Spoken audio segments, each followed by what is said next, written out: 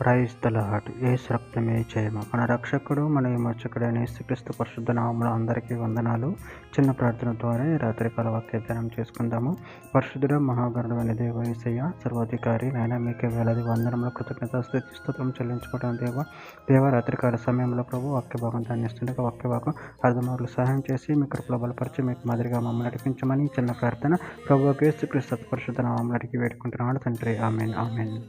హోషేయ గ్రంథం 14వ అధ్యాయం 2వ వచనం. మాటలు సిద్ధపరచుకుని యెహోవా వద్దకు తిరుగుడి. మీరు ఆయనతో చెప్పవలసినదేమనగా మా పాపములన్నిటిని పరిహరింపుము. ఎడ్లకు బదులుగా నీకు మా పెదవులను అర్పించుచున్నాము. నువ్వు అంగీకరింపదగినవి అవే మాకున్నవి. ఆమె దేవుడి వాక్య భాగం దీవించునుగాక. ప్రభునందు ప్రియులారా, ఇక్కడ వాక్య భాగంలో గమనించినట్లయితే మాటలు సిద్ధపరచుకుని యెహోవా యొద్దకు తిరుగుడి. మీరు ఆయనతో చెప్పవలసినదేమనగా మా పాపములన్నిటిని పరిహరింపము. ఎడ్లకు బదులుగా నీకు మా పెదవులను అర్పించుచున్నాము. నువ్వు అంగీకరింపదగినవి అవే మాకున్నవి.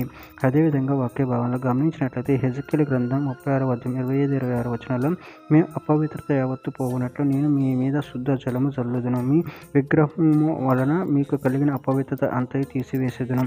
నూతన హృదయం మీకు ఇచ్చేదను. నూతన స్వభావం మీకు కలగచేసేదను. రాతి గుండె మీలో నుండి తీసివేసి మాంసపు గుండెను మీకు ఇచ్చేదను. మీకా గ్రంథం 7వ అధ్యాయం 19వ వచనం. ఆయన మరలా మన యందు జాలిపడును, మన దోషములను అణిచివేయును. వారి పాపములన్నింటినీ సముద్రపు అగాధములలో నువ్వు పడివెత్తువు. తీతుకు రాసిన పత్రిక 2వ అధ్యాయం 14వ వచనం. ఆయన సమస్తమైన దుర్నీతి నుండి మనల్ని విమోచించి సత్క్రియలందాసక్తి గల ప్రజలను తన కోసరము పవిత్రపరుచుకుని తన సొత్తుగా చేసుకునేందుకు తన తానే మన కొరకు అర్పించుకొనెను. యోహాను రాసిన మొదటి పత్రిక 1వ అధ్యాయం 7వ వచనంలో, అయితే ఆయన వెలుగులోనున్న ప్రకారం మనమును వెలుగులో నడిచిన ఎడల మనము అన్యోన్య సహవాసం గలవారమై ఉందుము. అప్పుడు ఆయన కుమారుడైన యేసు రక్తము ప్రతి పాపం నుండి మనల్ని పవిత్రులుగా చేయును.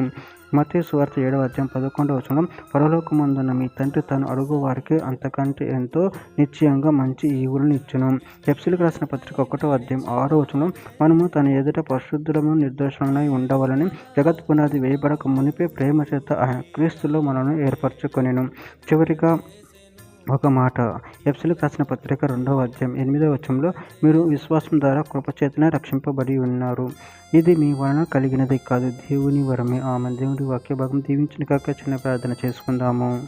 పరిశుద్ధుడ మహాగణుడైన దేవేశయ్య, మీరు ఇచ్చిన వాక్యదాన్ని బట్టి ప్రభు కృతజ్ఞత చెల్లించుకుంటున్నాను తండ్రి. మా ప్రజలను మీకు సమర్పించుకుంటున్నాను తండ్రి. మాలో ఉన్న ప్రతి విధమైన పాపమును తీసివేసి మీకు మహిమకరంగా మమ్మల్ని ఆడుకొని మీ చిత్తు మా జీవితం జరిగించమని చిన్న ప్రార్థన యేసుక్రీస్తు పరిశుద్ధ నామములో అడిగి వేడుకుంటున్నాను తండ్రి. Amen amen.